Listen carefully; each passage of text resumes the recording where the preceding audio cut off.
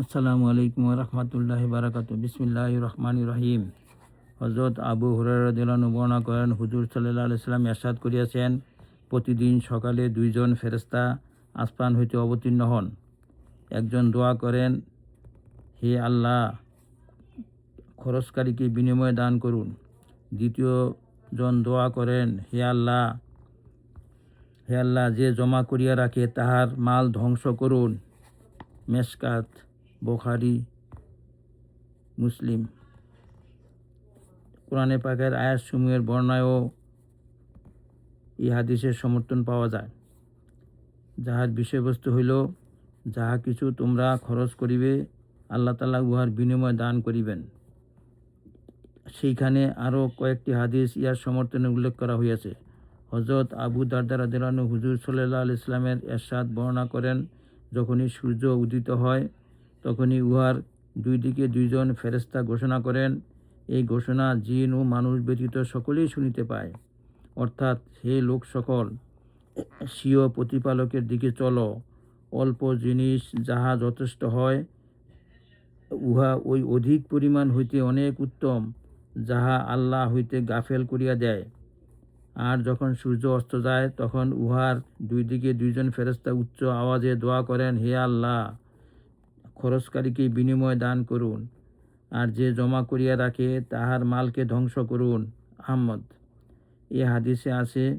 এক হাদিসে আছে, যখন সূর্য উদিত হয় তখন উহার দুই দিকে দুইজন ফেরেশতা আওয়াজ দেয়, হে আল্লাহ, খরচকারীকে জলদি বিনিময় দান করুন।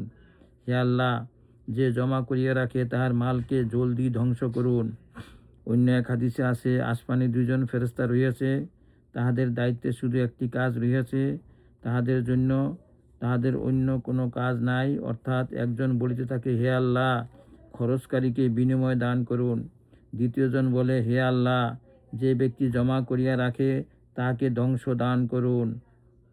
কানজ। বুঝা গেল, শুধু সকাল সন্ধ্যায় নয়, বরং সবসময় তাহাদের এই দোয়া চলিতে থাকে। কিন্তু পূর্বে বর্ণিত রেওয়াত দ্বারা জানা যায়, এই ফেরেশতারা সূর্য উদয় ও অস্ত যাওয়ার সময় বিশেষভাবে এই দোয়া করে। প্রত্যক্ষ ঘটনা এবং অভিজ্ঞতা দ্বারাও ইহার সমর্থন পাওয়া যায়। যেমন, সম্পদ জমাকারীদের উপর অধিকাংশ সময় এমন এমন অবস্থা আসিয়া পড়ে, যাহার কারণে সমস্ত সম্পদ বরবাদ হইয়া যায়। কাহারও উপর মামলা মোকদ্দমা আসিয়া পড়ে, কাহারও মধ্যে স্বেচ্ছাচারিতা দেখা দেয়, কাহারও পেছনে চোর ডাকাত লাগিয়া যায়। হাফেজ ইবনে হজর রহমতুল্লাহ আলাইহি লিখিয়াছেন, কখনো মূল সম্পদ ধ্বংস হইয়া যায়, কখনো এই ধ্বংস স্বয়ং সম্পদের মালিকের উপরে আসিয়া পড়ে, অর্থাৎ মালিক নিজেই শেষ হইয়া যায়।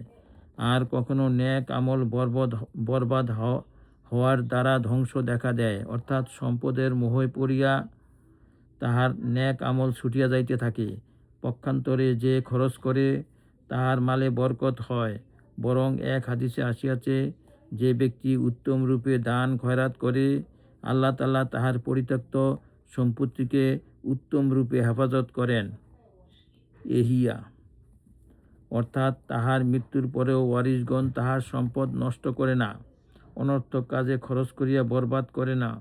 অপরদিকে অধিকাংশ ধনী লোকদের সন্তানরা পিতার সম্পদের যে পরিণতি করে, উহা সকলের জানা আছে। ইমাম নববী রহমতুল্লাহ লিখিয়াছেন, পছন্দনীয় খরচ উহাই, যাহা নেক কাজের জন্য করা হয়, পরিবার পরিজনের জন্য করা হয়, অথবা মেহমানদের জন্য খরচ করা হয়, বা অন্যান্য ইবাদতে খরচ করা হয়।